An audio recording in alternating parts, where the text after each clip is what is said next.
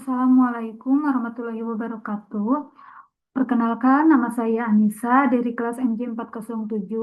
Di sini saya akan mempresentasikan lingkungan kerja dan integrasi. Di sini termasuk sesi 2 dan 3 dengan mata kuliah manajemen sumber daya manusia. Yang pertama, di sini saya akan menjelaskan mengenai pengertian lingkungan kerja. Lingkungan kerja adalah segala sesuatu di sekitar pekerja yang dapat mempengaruhi kenyamanan, keamanan, dan kemampuan dalam menjalankan tugas.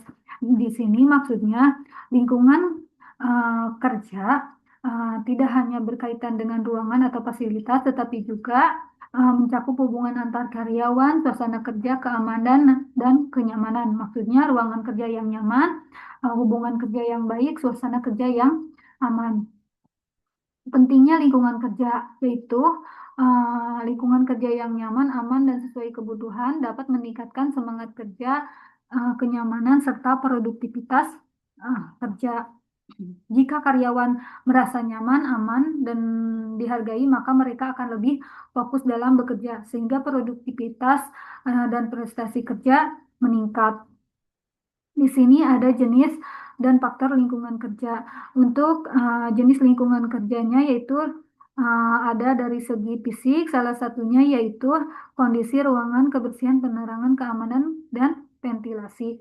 Yang kedua, untuk lingkungan non fisik, salah satunya yaitu hubungan kerja, sikap saling menghargai, keramahan, dan untuk faktor lingkungan kerja ada pewarnaan ruangan, kebersihan, keamanan, penerangan, ventilasi udara, kebisingan, musik, hubungan antar karyawan.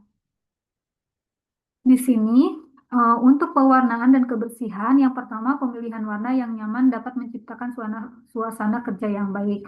Maksudnya yaitu warna ruangan dan kebersihan tempat kerja dapat menciptakan suasana kerja yang lebih nyaman. Yang kedua, lingkungan bersih meningkatkan rasa nyaman dan semangat kerja. Nah, di sini maksudnya yaitu jika suasana ruangannya bersih dapat meningkatkan rasa nyaman dalam bekerja.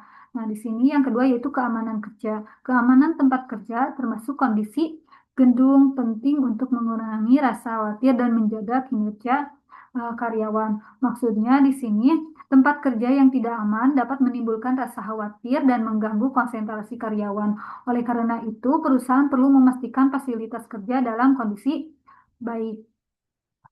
Selanjutnya di sini saya akan menjelaskan mengenai integrasi. Integrasi adalah usaha menyatukan kepentingan organisasi dan karyawan agar tercapai tujuan bersama. Nah, maksudnya di sini adalah proses menyatukan kepentingan antara organisasi dan karyawan agar dapat bekerja sama dan mencapai tujuan bersama. Dalam MSDM. Integrasi penting karena keberhasilan perusahaan sangat bergantung pada hubungan yang baik antara manajemen dan karyawan. Menurut model hierarki kebutuhan Maslow, kebutuhan manusia tersusun secara bertingkat. Ada fisiologis, terus keamanan sosial, penghargaan, aktualisasi diri. Nah, di sini maksudnya fisiologis, contohnya yaitu makanan, minuman, dan kebutuhan dasar, dan kebutuhan keamanan, contohnya rasa aman dalam bekerja, dan untuk sosial, hubungan baik dengan rekan kerja, dan untuk penghargaan, pengakuan, dan penghargaan atas prestasi, dan untuk aktualisasi diri, kesempatan mengembangkan kemampuan. Menurut teori Chris Egris, perkembangan manusia bergerak dari ketergantungan menuju kedewasaan melalui kemandirian dan tanggung jawab serta pengembangan kemampuan. Di sini